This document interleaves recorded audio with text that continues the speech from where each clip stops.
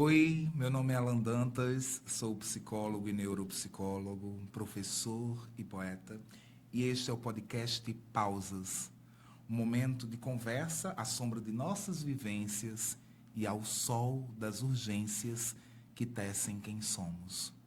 Aqui você pode sentir-se à vontade, porque é assim que também estamos, sem as ordens de quem quer que seja, mas sob o olhar atento e bonito da poesia.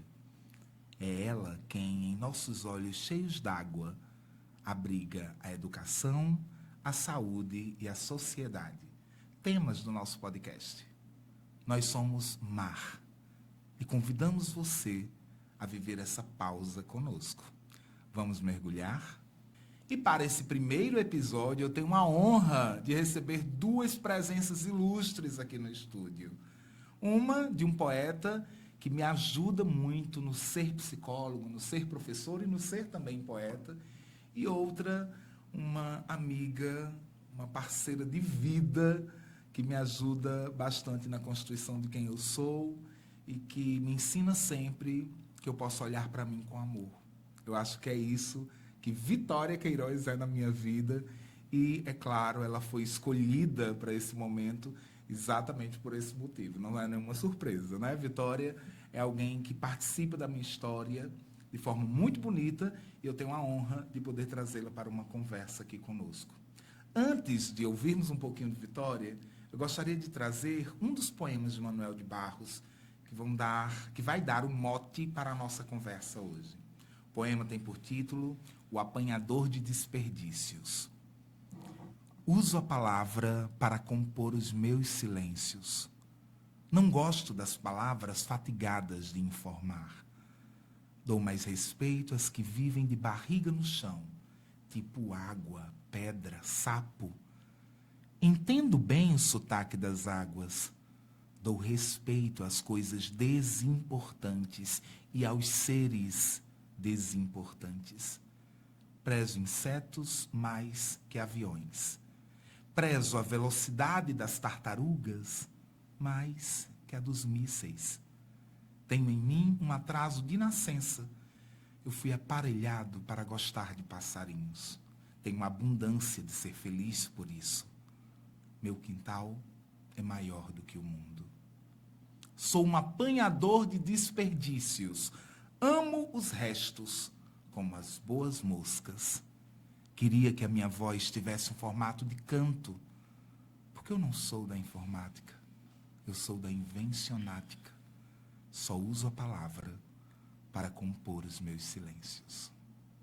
E é com ela que também me ajuda a compor os meus silêncios com a sua palavra, Vitória Queiroz, que eu divido essa mesa na noite de hoje para nós conversarmos um pouquinho sobre o ser da psicologia e sobre as demandas que chegam ao consultório, sobre o sofrimento na contemporaneidade.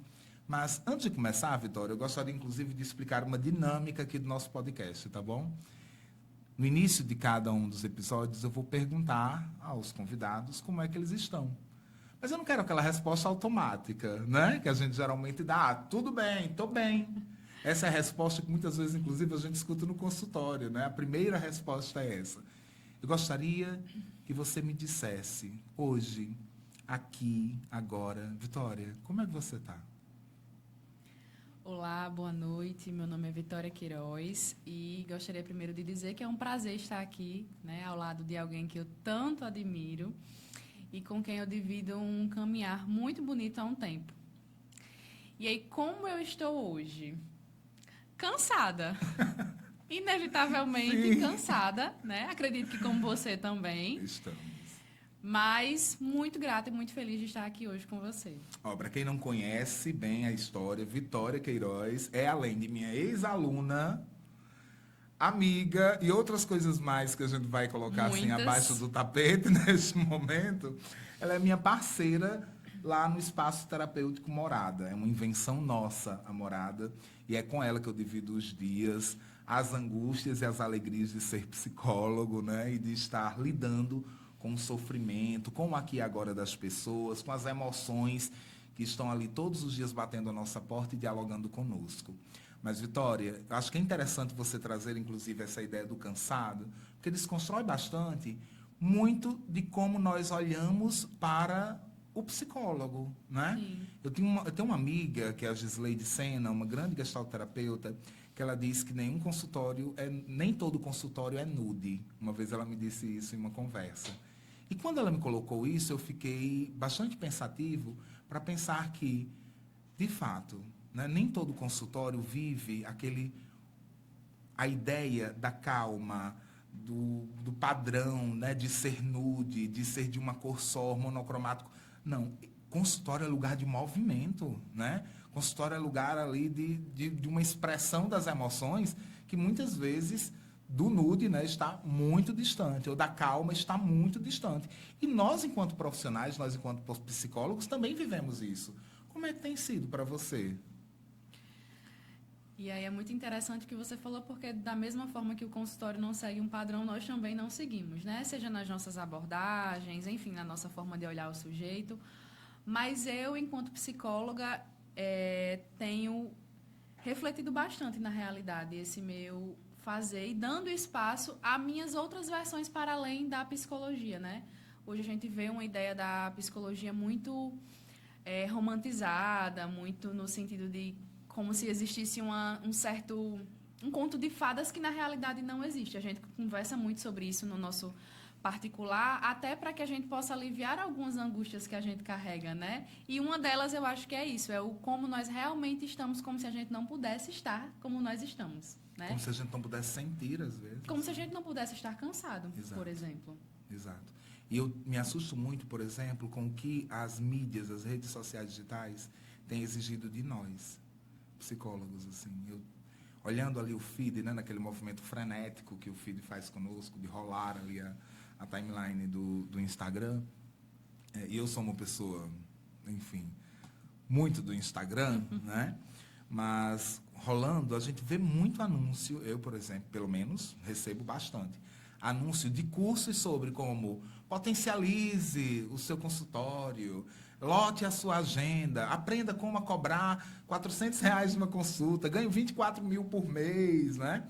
E eu fico pensando, a custo de quê, na verdade, olhando para um dia da nossa rotina de cuidados, a custo de quê e de quem se elabora esse discurso de que a gente consegue dar conta de um consultório assim?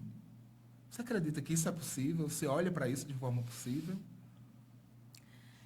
Assim, eu adoraria ganhar 24 mil por mês, né?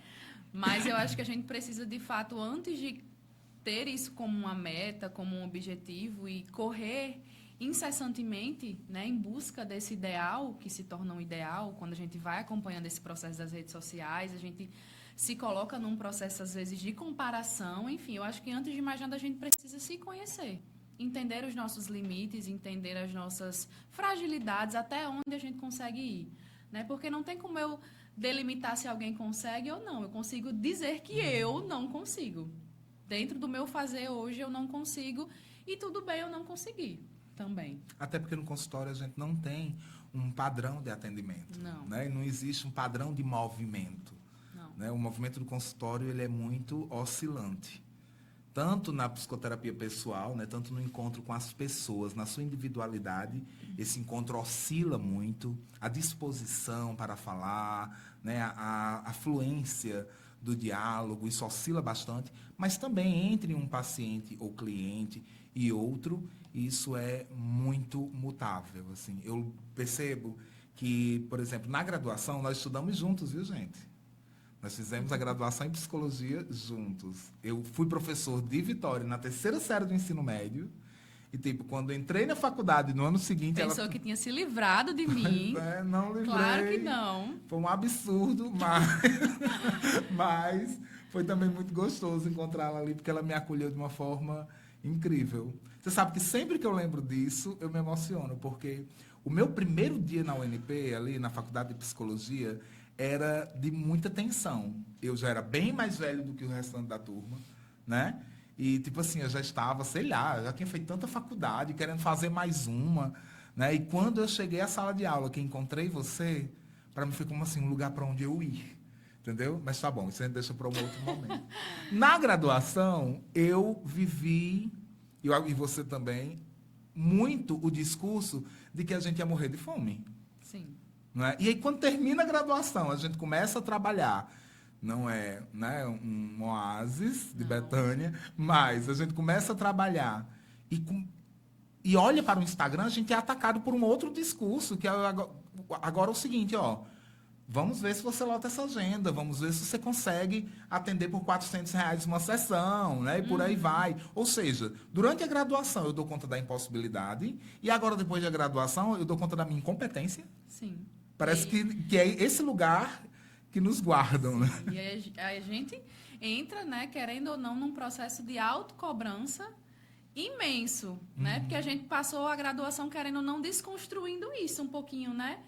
Não de uma forma tão saudável assim, né? Porque o morrer de fome sempre foi muito assustador, mas a gente desconstruiu esse ideal. E aí quando a gente sai, a gente se depara com esse mundo, né? Como se coubesse apenas a nós, única e exclusivamente a nós dar conta e conseguir, o esforço é seu e aí você precisa dar conta e ponto. Se você não der, aí é um problema seu, vamos dizer assim, né? E a gente faz esse recorte da psicologia, mas na verdade essa dinâmica é a dinâmica capitalista, né? É a dinâmica da estrutura social em que a gente se encontra e pode ser aplicado aí, claro, a muitas, diversas, inúmeras áreas.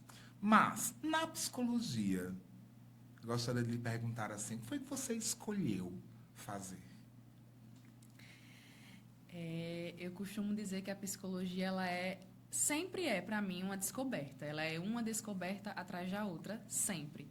E aí, quando a gente está na faculdade, né, a gente se depara muito com esse mundo clínica. Clínica. E a gente querendo ou não, claro que a gente tem a nossa liberdade, a gente vai explorando, mas a gente, querendo ou não, um pouco condicionado à clínica, né?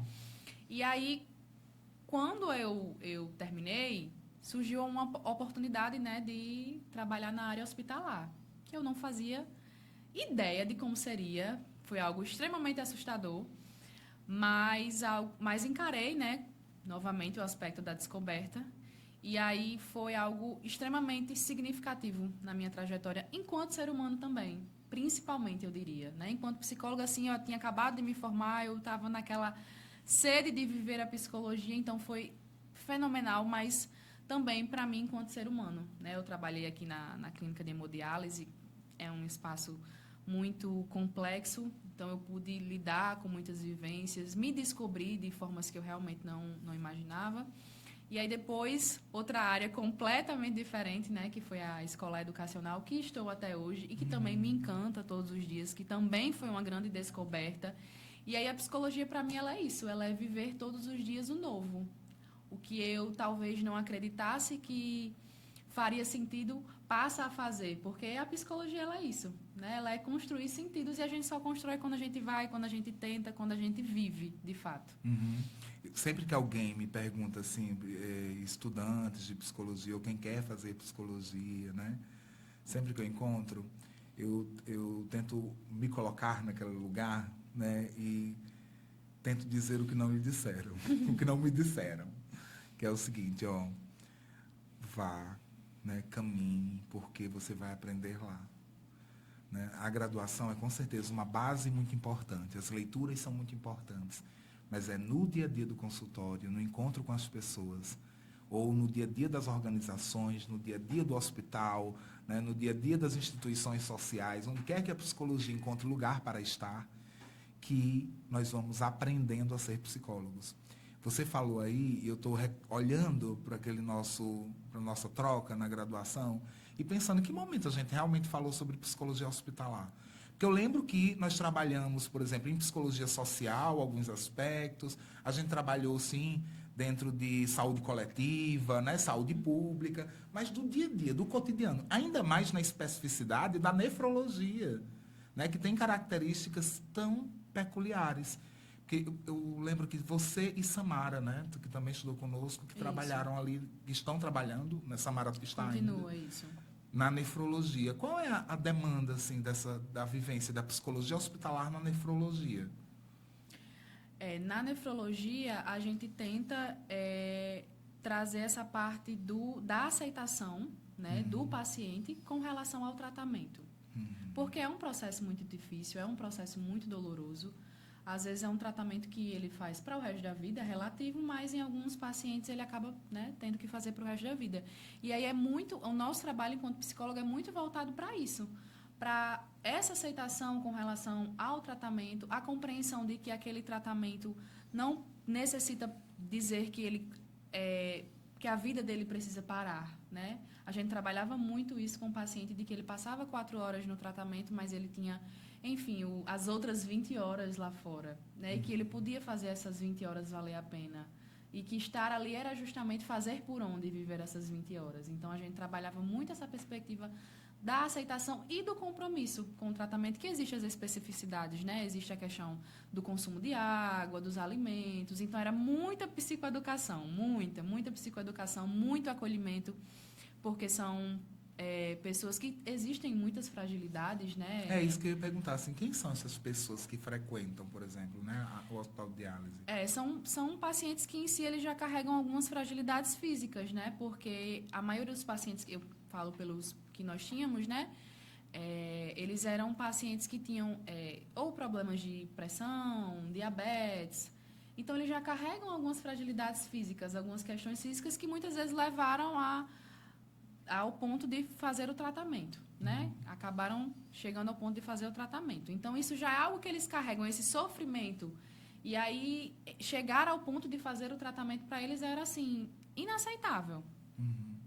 E na psicologia escolar e educacional, assim, como é que tem sido para você? Eu também, né, tenho uma atuação na psicologia escolar e educacional mais tímida, uma atuação mais tímida do que a de Vitória, que está lá no cotidiano da escola. Meu trabalho é mais com os psicólogos, né, e também com os professores. Mas como é que tem sido para você? Eu tenho aprendido muito, assim, sobre o quanto na escola a gente olha para essa criança, para esse adolescente que chegam ao consultório. Eu tenho olhado no consultório para essa criança, esse adolescente que estão lá vivenciando as dinâmicas, né, os conflitos e toda a produção de subjetividades que é o espaço escolar, né?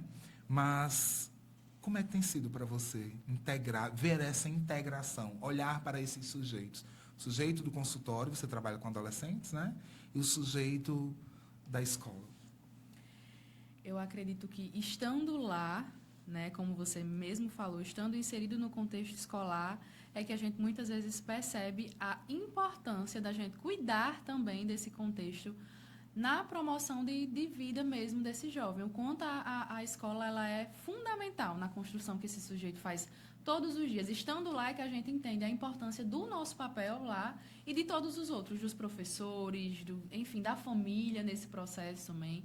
E a escola me ensina muito sobre isso, sobre a importância de acolher o todo. E aí o todo é isso, é o aluno, é o funcionário, é a família, é o professor, que também precisa muito desse acolhimento. A escola ela me ensina a olhar o todo. E esse olhar o todo para nós na gestaltoterapia, pelo menos. Vamos entrar agora em uma luta de abordagem. Sim. Não, estou brincando. Mas para nós na gestaltoterapia, pelo menos, é essencial, né? É buscar integrar. Como é para a TCC? Assim, fale um pouquinho sobre a abordagem. Quando a gente fala em abordagem na psicologia, nós estamos falando de lentes pelas quais nós olhamos o fenômeno acontecer, né? Então, nós não somos prisioneiros da abordagem. Eu não sou prisioneiro da gestaltoterapia, que é a abordagem que me orienta. Vitória não é prisioneira da terapia cognitivo-comportamental. E, na verdade, elas acontecem como formas, né, de olhar para o fenômeno, de manejar aquilo que está acontecendo ali na nossa frente, de alcançar o outro, que esse, com certeza, é o grande objetivo de todo psicoterapeuta. Né? Independentemente da abordagem, o nosso objetivo é ser mar para o outro, é alcançar, é molhar essa terra. Né? Como é, Vitória? O que é a TCC? Vamos lá para a nossa disputa, né? Bom, a TCC, né, a terapia cognitivo-comportamental, que é a abordagem que me norteia, mas como você mesmo falou, que a gente não se baseia somente por uma única abordagem, né? A gente vai bebendo daquilo que faz sentido dentro do nosso fazer. E aí a TCC ela é uma abordagem voltada para a reestruturação cognitiva, né? A gente trabalha as crenças, os pensamentos disfuncionais. Você está rindo? Não.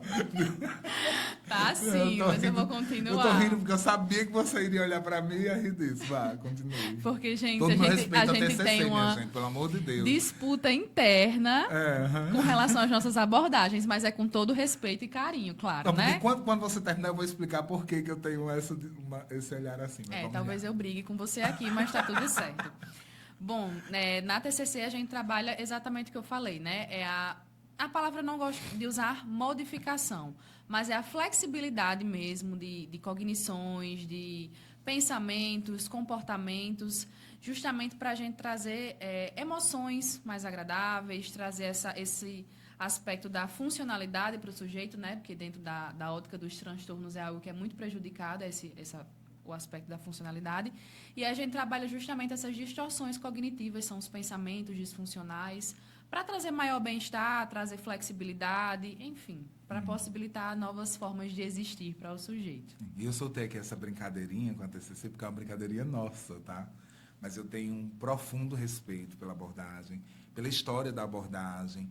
É um jeito de olhar para o sujeito, é um jeito de olhar para o fenômeno, mas nós só temos nomes diferentes para o mesmo objetivo. Até tá bom, porque na TCC a gente também, assim como na Gestalt, a gente olha para o sujeito como um todo, Sim, né? A gente sim. faz, sim, uma estruturação, a gente tem algo mais ali planejado, vamos dizer assim, né? Estruturado mesmo, mas a gente também olha o sujeito como um todo, a gente também preza muito pela parte do acolhimento em si, tanto que o nosso consultório, a nossa morada, ela é acolhimento do começo ao fim, né? Exato. Ela é acolhimento desde a recepção, quando a Magilânia faz um cafezinho quente, ela é acolhimento quando a gente vai receber o paciente, chama ele, que a gente faz toda essa receptividade mesmo. Então, apesar das nossas abordagens, eu acho que a gente volta para o mesmo sentido, que é o de acolher, né? De ser morada, que é o que a gente tanto fala. Exato, com certeza. Bom, mas eu vou contar a vocês qual é a minha queixa com a TCC. Você lembra que a gente teve... Com quem a gente teve aula de TCC? Foi com a Ana Lúcia? Com a Ana Lúcia, de E TCC teve com na outra infância, pessoa. Não teve foi? com Luan também. A gente teve Luan, do ratinho. Foi, exatamente. Que a gente tinha que cuidar de um rato A gente tinha que cuidar de um rato. insuportável. Mas eu lembro que uma Inclusive, o aula... rato era nosso, tá? Era meu. Como era o nome do nosso rato? Stuart? Não, Stuart é o nome do meu cachorro. Ah, é? Eu lembro não, como era. Lembro, não. Bom, mas enfim, ele não era importante. E Ele era importante. eu lembro que nós tínhamos, em uma das aulas de Luan, foi essa aula que me fez, assim, realmente ficar bastante chateado, né? Vamos dizer assim. Vivi uma experiência traumática, talvez, ali. A aula do Luan é maravilhosa. Mas ele trazia um recurso da TCC, que eram os cartões de enfrentamento, que é um recurso que vocês usam até hoje. Sim. Mas os cartões de enfrentamento, na lida, por exemplo, com a obesidade, eram para mim uma violência absurda. Porque eu tinha de ler um cartão, e é um texto da Judith Beck, se não me engano, né? Eu tinha de ler um cartão em que estava escrito: você não está com fome. Ou ainda outro cartão: você não pode comer. Isso não é um pouco violento, não? Você não... Na realidade, os cartões, eles precisam fazer sentido para quem está usando, né? Se não faz sentido, se de fato não foi confortável a experiência, a gente não recomenda. A gente faz, inclusive, com o próprio paciente, a gente cria com o paciente para que faça sentido para ele. Não adianta eu baseado nas suas demandas, criar os seus cartões. Eles são seus.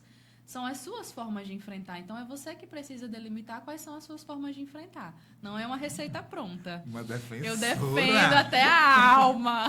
Bom, tudo bem, que bom que você defende. Mas eu acho importante elucidar mesmo, assim. Eu lembro que essa experiência me trouxe, assim, revolta. No dia da aula, você lembra disso? Não. Mas no dia da aula eu me revoltei, eu falei, isso não existe, minha gente. Mas faz sentido dentro do que você sentiu ali. Você olhou e... Mas eu tô sentindo isso aqui. Exato. Como é que uma cartinha tá dizendo que eu não tô sentindo, Não, e quando né? eu peguei várias cartas, eu lembro até que eu tinha gostado a gente construiu um baralho também, né? Eu lembro que a gente construiu alguns recursos. E eu até tinha gostado, acho que era do baralho do exagero, eu achei um recurso bem interessante. Mas quando eu vi esses cartões de enfrentamento na lida com a compulsão alimentar, não é com a obesidade, tá, gente? Na lida com a compulsão alimentar. Aí eu fiquei realmente, assim, chateado, né? Mas compreendo que quando essas pessoas constroem esses cartões, né, a partir de sua vivência, isso pode ser bem interessante também. Olha aí, tá vendo? Diga-me uma coisa. Você falou assim, não é receita pronta. Você está sentindo assim como se você tivesse vindo para o podcast para eu sabatinar você? Não, porque eu jamais permitiria isso. Eu estou aqui armada, prontíssima. Mas vamos olhar. Com ansiedade, eu acredito que a ansiedade seja uma demanda bastante presente no seu consultório. Sim. Né? Como é no meu, como é também na escola. Sim. Né? E eu vejo muito, por exemplo, a abordagem, a terapia cognitivo-comportamental, trabalhar sobre protocolos, né? Protocolos de cuidado. Você colocou, são planejados, né? Com vistas aí ao acolhimento desse sofrimento e a reelaboração, a ressignificação desse sofrimento na vida do sujeito. Na lida com a ansiedade, vocês não têm receitas prontas, nós não temos, não damos conta no consultório de psicologia de termos receitas prontas de fato. E nem podemos esperar isso de nós mesmos, né? Exato. Mas, existe um protocolo específico? Não, a gente trabalha com técnicas, né? Mas até as técnicas, elas são muito baseadas na necessidade de cada paciente, na especificidade de cada paciente e também no nível de prejuízo que aquele paciente está tendo com relação à ansiedade. Por isso que a gente trabalha essa parte da ansiedade muito voltado para os aspectos de prejuízo da funcionalidade, no sentido de que onde é que a ansiedade ela está prejudicando a vida do sujeito. Por exemplo, eu não estou conseguindo trabalhar direito, eu não estou conseguindo estudar, eu não estou conseguindo ter uma vida social, eu não estou conseguindo manter um relacionamento. Então, isso a gente vai conseguindo identificar, né, esse processo ansioso, e aí a gente vai conseguindo fazer uma intervenção mais voltada para esse processo, né, dentro das suas necessidades. Mas existem, sim, a gente trabalha com muito, acho que nós, com psicoeducação. Psicoeducação é vida. O que é psicoeducação? Explica aí para... Psicoeducação é basicamente um processo de educar o nosso paciente com base naquilo que ele está vivendo. A gente traz a elucidação para o paciente dos processos que ele vive. No sentido de quê? De trazer para aquele paciente uma compreensão do que ele está sentindo a nível dele conseguir identificar e, consequentemente, conseguir manejar melhor. Né? Quando eu sinto algo que eu não sei o que tende a me causar um desespero, tende a me fazer sentir numa intensidade maior, às vezes. Né? Por exemplo, a gente tem uma crise.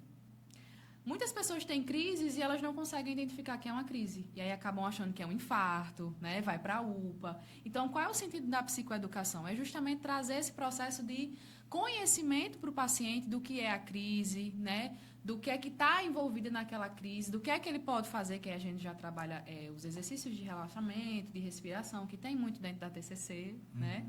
E aí a gente vai trazendo para o paciente esse conhecimento que ele vai precisar ter, porque a intenção é que ele seja o seu próprio terapeuta. A gente usa muito isso na TCC, né? Que a intenção é que o paciente, futuramente, ele seja o seu terapeuta. Que ele consiga lidar com as suas vivências, com as suas... que ele consiga manejar, de fato, as suas demandas. Né? Então, a gente tenta realmente ensiná-lo, vamos dizer assim, mas, enfim, é todo um processo. E quando você fala em comportamento disfuncional, o que é que seria disfuncional? Eu compreendo que essa nomenclatura, esse termo, nós também usamos na gestalterapia em muitos momentos, né? Mas esse disfuncional, em muitas mídias, ou na circulação de muitas informações, ele aparece como algo que é inadequado. E aí eu pergunto, de que adequação a gente está falando? Porque quando eu olho para a minha ansiedade, por exemplo, e ela me faz sentir, e eu sou uma pessoa que vivo esse diagnóstico há bastante tempo, né, embora psicólogo.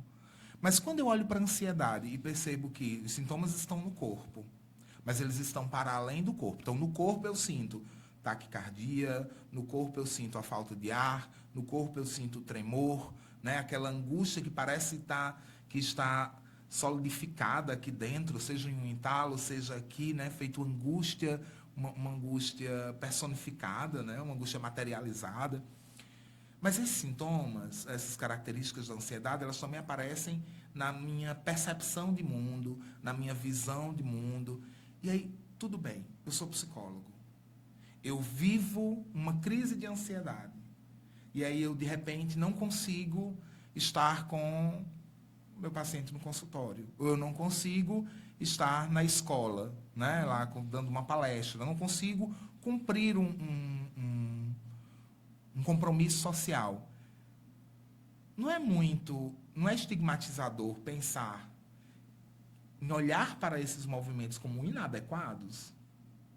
Porque parece que assim, eu estou fora, entendeu? O inadequado, pelo menos a mim, ele traz esse significante do o inadequado é quando eu escolho não estar de acordo com a adequação.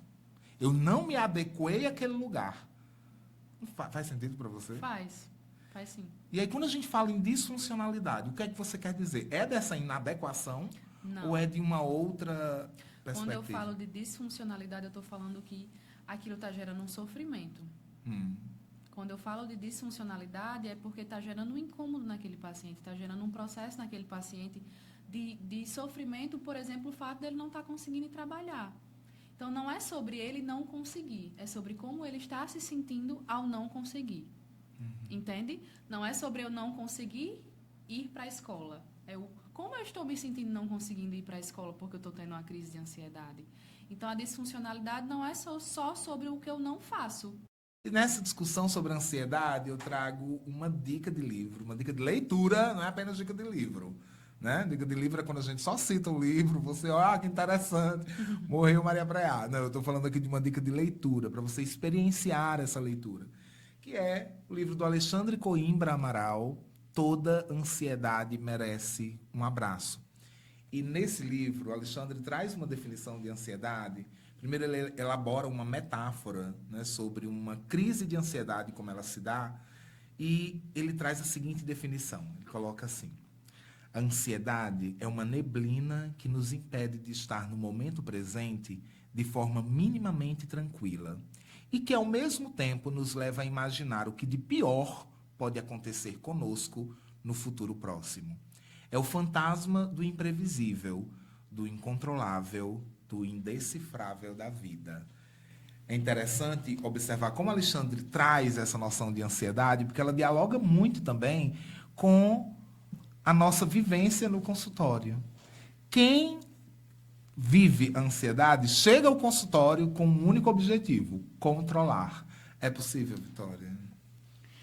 É um processo, né? E aí a ansiedade, ela existe para todos nós, né? É possível controlar, mas ela vai continuar existindo e a gente precisa ter essa compreensão até para que a gente não se cobre uma receita, para que a gente não se cobre esse dar conta a todo custo, né? Ela existe, ela vai continuar existindo, porém sim é possível nós acolhermos, nós abraçarmos ela, nós conseguirmos lidar com ela de uma forma funcional, a gente conseguir administrá-la.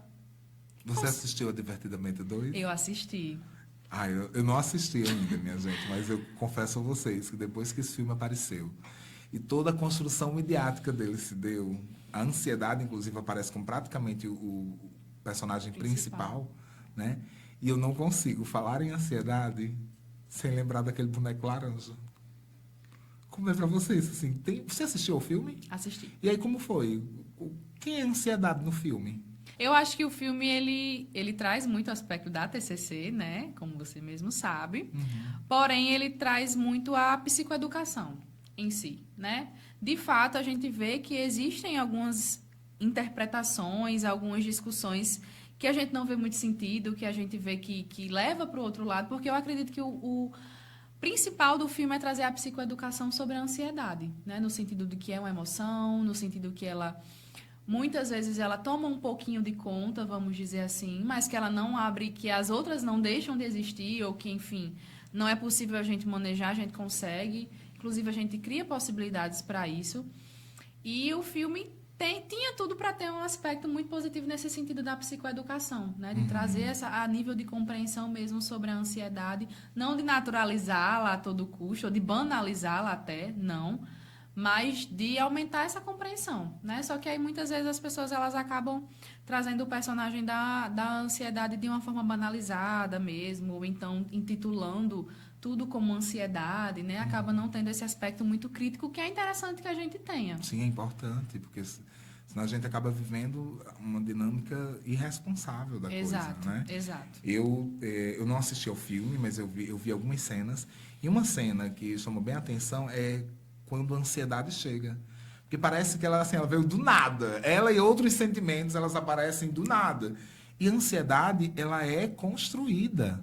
Isso. Inclusive, no consultório, o grande objetivo é, quando uma pessoa chega, né, vivendo um período da vida, um momento de sua vida, em que a ansiedade se faz mais presente e que traz esse sofrimento intenso, porque sim, a ansiedade também é importante, né, ela nos Sim. previne de muitas Sim. coisas, né, mas quando ela se torna aquilo que nos prejudica, trazendo sofrimento intenso, um dos convites que nós, lá pelo menos na gestalterapia, né, no consultório, que eu faço para esse paciente é, vamos entrar em contato com isso primeiro. Né? Vamos tentar entender aqui, primeiro, como é que você sente isso no corpo. É o que primeiro nós sentimos. Né? Então, um dos grandes, não vou falar aqui em protocolos de cuidado, porque de fato não existem esses protocolos de cuidado na gestalterapia, mas um dos grandes direcionamentos, um dos grandes recursos que nós temos é, primeiro, olhar para esse corpo. Né? O que é que esse corpo sente? Como é que a gente pode despertar os outros sentidos para que a gente não veja apenas ou não sinta apenas uma coisa? Né? Vamos olhar para o entorno. Além dessa vivência, desse olhar para o corpo, aí a gente vai procurar que fatores desencadeantes aconteceram, né? Ou que fatores desencadeantes você percebe no seu entorno, você percebe no seu campo e que trazem à tona esses momentos em que a ansiedade se faz mais presente, mais vívida, né? Sugerindo o que a gente chama de uma crise de ansiedade. E esse diálogo é importantíssimo. Então, a ansiedade ela não aparece do nada. Ela é construída e é preciso que a gente olhe para esse caminho. Né? Se a gente quiser realmente ofertar cuidado, né, nesse sentido. Por mais que sejam importantes todos os recursos de respiração, que são sim, né? Todos os recursos de mindfulness, que na última década têm crescido assim, com bastante profusão, isso é maravilhoso, mas hoje até mesmo no Apple Watch, por exemplo, a gente tem a dinâmica do respirar. Isso. É um aplicativo para você respirar, meu amor. Né? Mas isso é muito importante, mas é também importante se perceber como alguém que é construído socialmente, historicamente, né? Na conexão com outras pessoas. A gente vive em um mundo hiperconectado e que, no entanto, oferece poucas conexões verdadeiras. A gente não tem aprendido a se conectar. A ansiedade me parece, muitas vezes, como esse desligar-se. O Alexandre Coimbra Amaral coloca que ela é uma cortina de fumaça, né? Ela é uma neblina. Cortina de fumaça, quem fala, é um gestalterapeuta maravilhoso chamado Diogo Bocardi. Mas o Alexandre coloca que ela é uma espécie de neblina espessa, né? Que nos coloca nesse estado do não saber, de fato, do desconectar. Eu me desconecto do meu presente. É preciso, no consultório, né, de forma segura, ampliar, né, elaborar esse conflito, ampliar essa ansiedade, para então fazer com que a pessoa experimente o que nós chamamos de espontaneidade. O grande objetivo da psicoterapia, inclusive, eu acredito que seja isso, é fazer as pessoas experimentarem a espontaneidade. Né? E ver isso acontecendo no consultório é extremamente bonito. Ver uma pessoa que dizia, nossa, olha, eu estava aqui e eu cheguei no início do meu acompanhamento, eu vivia de forma a não conseguir pensar o que faria o outro dia. Hoje eu já consigo elaborar isso de outra forma. Eu já consigo entrar em contato com aquilo que me gera ansiedade. Né? Ver essa pessoa dizendo isso é tão bonito, porque eu mesmo já experimentei isso muitas vezes. Eu lembro que quando mamãe morreu em 2016, a ansiedade foi um modo de viver, um modo de expressar também o meu luto. E muitas vezes eu pensava que eu não estaria vivo no outro dia. Eu lembro quanto assim eu dizia, meu Deus, eu estou sentindo tudo aqui.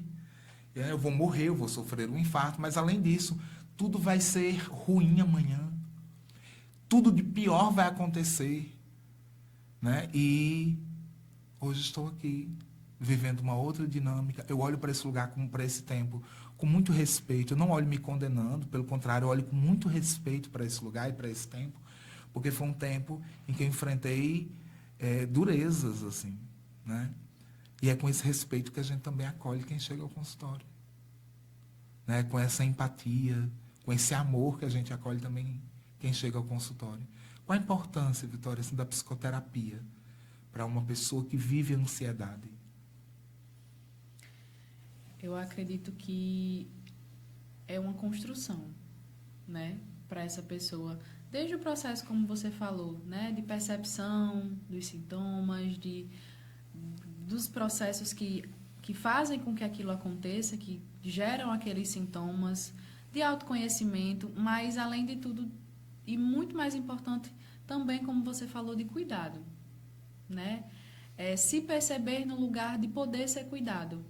Muitas vezes no consultório a gente vê, né, os discursos de pessoas que cuidam tanto, que acolhem tanto e que não se permitem ser cuidadas, né? E aí nisso acabam também passando por processos de sofrimento, de ansiedade, enfim. Então eu acredito que é a possibilidade e a flexibilidade de se permitir ser cuidado e acolhido e de se conhecer e de viver além dessa ansiedade, de pensar, de perceber que é possível viver além. É possível viver aqui e agora. Quando a gente olha muito para um lugar, tudo que está ao redor some. Né? E a ansiedade é muito também essa vivência do fixar o olhar em um lugar, fixar o olhar em uma possibilidade. No futuro. No futuro, na não possibilidade, né? Na impossibilidade, no erro, na reprovação, na desaprovação, né? Também na inadequação. Muitas pessoas com ansiedade vivem esse sentimento, essa emoção de forma profundamente prejudicial e sofredora, porque se sentem inadequadas. E esse é o convite, né, que a psicoterapia me fez quando eu fiz terapia para viver, e ainda faço, né, mas quando eu vivenciei naquele momento a psicoterapia, e que me fez perceber que, cara... E antes de nós finalizarmos o episódio, eu gostaria de conversar com você sobre como acolher uma pessoa que esteja vivendo, por exemplo, uma crise de ansiedade. Por exemplo, primeiro, o que não fazer, Vitória? Eu acredito que o principal de não fazer é não invalidar o que a pessoa está sentindo, né? Não usar frases como, por exemplo, não, você não está sentindo isso não. Ah, é coisa da sua cabeça. Você está inventando. Porque você está dizendo à pessoa que ela não está sentindo o que ela está sentindo, mas ela está sentindo. Então, eu acredito que o principal é não invalidar, acolher, né? Se não souber manejar, não deixe de acolher. Exatamente. Porque o que se vive, inclusive, numa crise de ansiedade é uma sobrecarga de demanda e a ausência de suporte. Né? Ou a ausência de recursos também para manejar aquilo ali. O acolhimento ele é indispensável. Há alguns passos que nós consideramos no consultório como muito importantes para isso. Né? O primeiro, se você vir uma pessoa em uma crise de ansiedade e quiser ofertar ajuda, né? Estiver pronto, sentindo pronta para isso, o primeiro é fazer com que essa pessoa recupere aí as funções do seu corpo. Então, é convidá-la a prestar atenção, de fato, à sua respiração, estando perto, estando com ela, mostrando, eu estou aqui. Mas primeiro olhe para o seu corpo. Olhe para o que você está sentindo. Né? Buscando aí esse equilíbrio, essa homeostase. Né? Primeiro é importante estar aqui, recuperar esse presente, esse momento presente do seu corpo. Acalmando-a, dizendo que está tudo bem, porque de fato as coisas estão, mas a gente vai tentar ali encontrar o melhor caminho e eu estou aqui. Então, como é que você está se sentindo? Né? Preste atenção à sua respiração. Feche um pouco os olhos. Né? Se a pessoa estiver resistente a isso, pedir para que ela faça o seguinte. Enquanto você inspira, conte quantas paredes há aqui. Enquanto você expira, pense em 5 cores. Né? Então, esse é um primeiro recurso, vamos dizer assim, de pensar em recuperar essas funções básicas do corpo.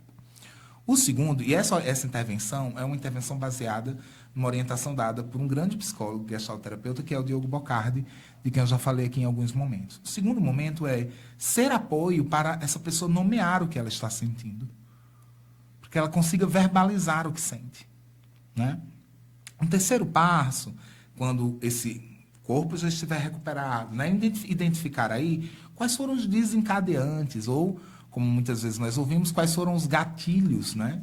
Que fizeram com que você vivenciasse esse momento.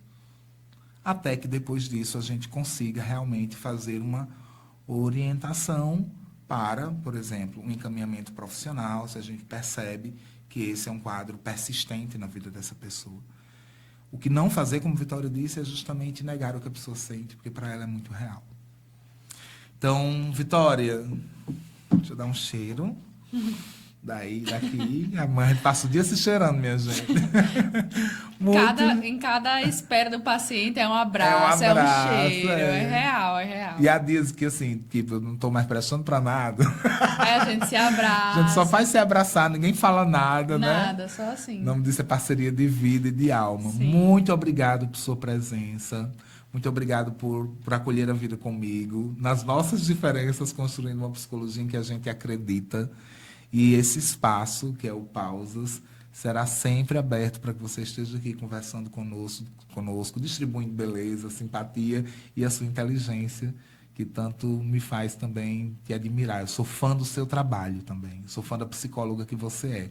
Para além da amiga, da mulher incrível e por aí vai. Então, eu choro já, viu, minha gente? Agradeço o espaço, o convite, a confiança. Eu sempre, enalteço o quanto você acredita no meu trabalho, o quanto você acredita em mim, o quanto isso me move a ser cada dia uma pessoa, uma psicóloga, enfim, melhor. Então, muito obrigada.